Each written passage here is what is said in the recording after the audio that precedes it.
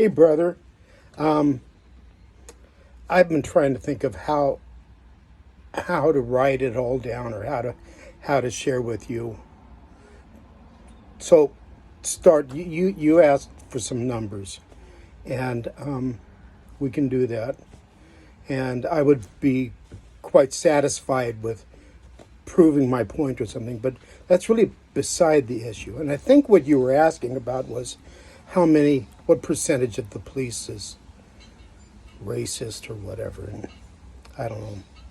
You said like 2 or 3%, but I suspect it's closer to 20. But regardless, it's important to understand everything, the good and the bad, of how we got to where we are. Now, as background for me, I raised 2 black children, and I'm now married to a black woman. And I have a lot of friends and family who are black. I own a house in a country that is 90% black. Anyway, I see and have seen a lot of things that other white people just don't observe, and I don't usually see it. Other background, college. I took a semester, half a year, of African history. And I really understand the whole process of how this began. Most people really don't have any idea. Anyway, there's that. And so I have a historical point of view. I also took a half year of Japanese history, so that was kind of cool. But anyway, for my literature, I read quite a bit of Toni Morrison and just an awful lot of black authors. I've been exposed to a lot of other culture here. And that's the real issue. This is not fair. This is not justice. We are not living up by our ideals. And if it's only 2 or 3% of the cops that are racist and shouldn't be in their position, get them out. If you guys are so serious of that's only a few, then find them, arrest them, punish them. They're supposed to serve us.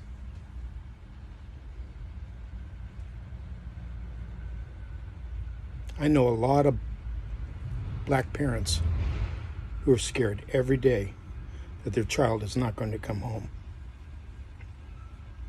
And if you look at the statistics, it is so over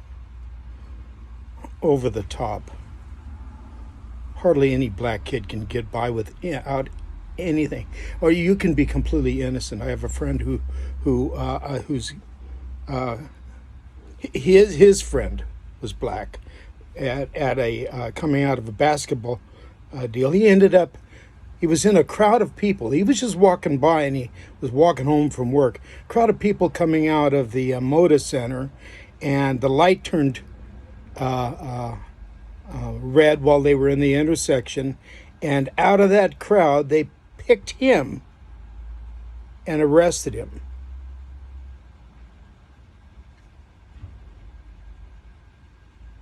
That stuff happens every day, everywhere.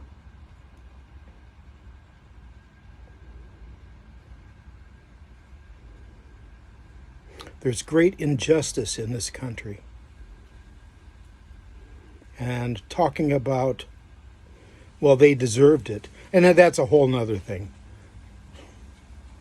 People don't understand poverty. They don't understand what it does to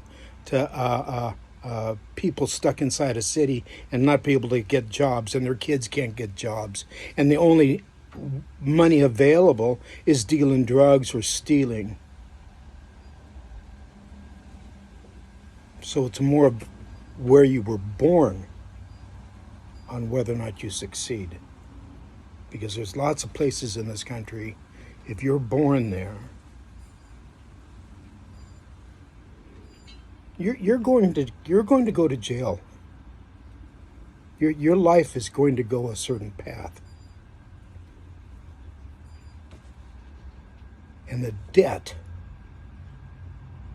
that this country owes to people of color is tremendous. I go with this argument. I believe in this idea that you can almost say that slavery powered the Industrial Revolution. The Industrial Revolution. Raw goods, sugar, and cotton shipped to Europe. Europe producing weapons, cheap, inferior, and sell them, trade them in Africa so that they would go into the interior and capture people with their inferior weapons. And we would take those people and crowd them into ships and write it up that, anyway, during the Industrial Revolution, when this country began, and they were trying to decide whether or not people have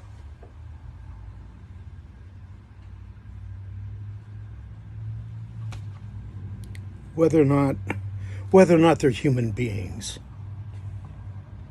The people who were alive then, their grandparents and their great-grandparents had been slaves. And their grandchildren, probably their great-grandchildren, would also be slaves. It's time for this stuff to end.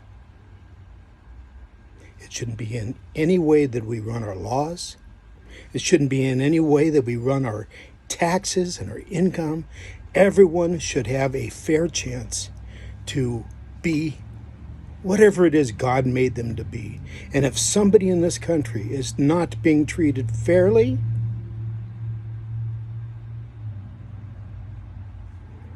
what do you think we should do?